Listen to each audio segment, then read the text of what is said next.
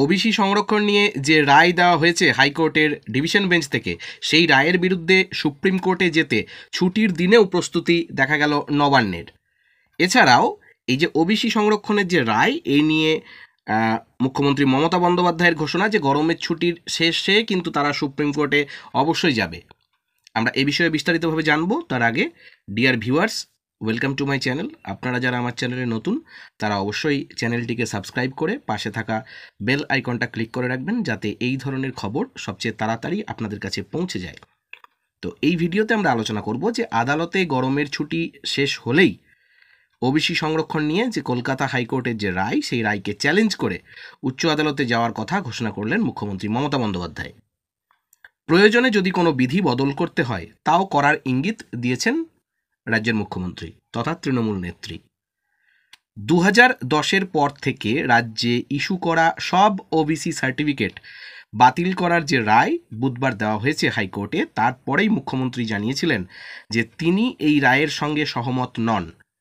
বৃহস্পতিবার বউবাজারে নির্বাচনী সভায় মমতা বন্দ্যোপাধ্যায় বলেন যে হঠাৎ করে একজন রায় দিয়ে দিলেন 15 লক্ষ ওবিসি সার্টিফিকেট ক্যান্সেল হলো না, এটা হবে না।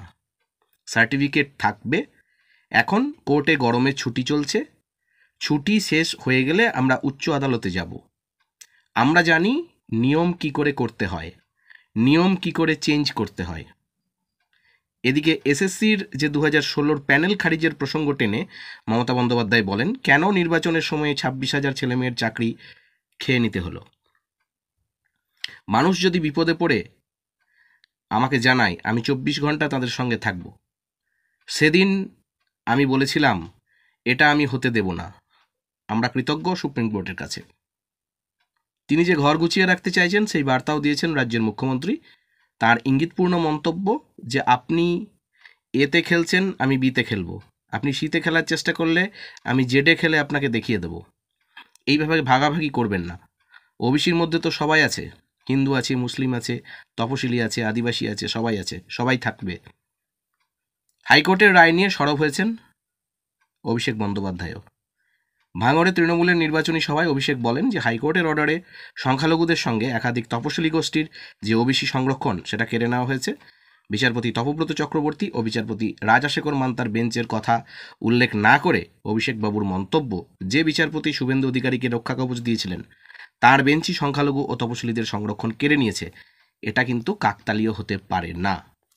অর্থাৎ যেটা বোঝা যাচ্ছে যে রাজ্যের অন্যান্য অনগ্রসর শ্রেণীর যে সার্টিফিকেট বা ওবিসির যে শংসাপত্র বাতিল নিয়ে কলকাতা হাইকোর্টের রায় যে তিনি মানছেন না, তা বুধবারই কিন্তু স্পষ্ট করে দিয়েছেন মুখ্যমন্ত্রী মমতা বন্দ্যোপাধ্যায়।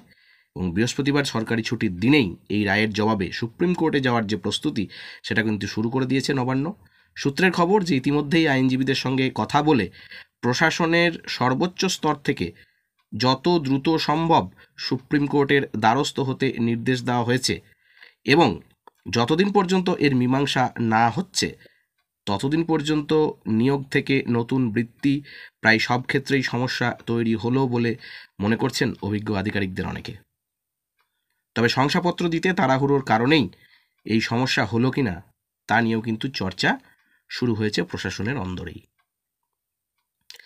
অভিজ্ঞ আমলাদের অনেকে জানাচ্ছেন যে আদালতের রায়ে চাকরিরতদের সমস্যা না হলেও চাকরি প্রার্থীরা মুশকিলে পড়তে পারেন। সংশ্লিষ্ট মহলের যুক্তি যে কোনো নিয়োগের ক্ষেত্রে 100% রস্টার স্থির হয়, তাতে মোট শূন্যপদের নিরিখে সাধারণ তপশিলি জাতি, তপশিলি জনজাতি বা ওবিসি সংরক্ষণ অনুযায়ী কার জন্য কটি পদ থাকবে তা স্থির হয়। এখানে ওবিসি শংসাপত্র নিয়ে সমস্যা দেখা গিয়েছে, কিন্তু তাদের বাদ দিয়ে এমন রোস্টার তৈরি কিন্তু সম্ভব নয়। ফলে নিয়োগের বিজ্ঞপ্তি প্রকাশ করাও কিন্তু যাবে না। অন্যদিকে আবার যাদের চাকরির পরীক্ষা ইতিমধ্যেই নেওয়া হয়ে গিয়েছে, সেখানে নির্বাচিত যোগ্যদের ডাকা আপাতত সম্ভব নাও হতে পারে। যতদিন না এই সমস্যার সমাধান হচ্ছে, ততদিন এই অনিশ্চয়তা থাকবে।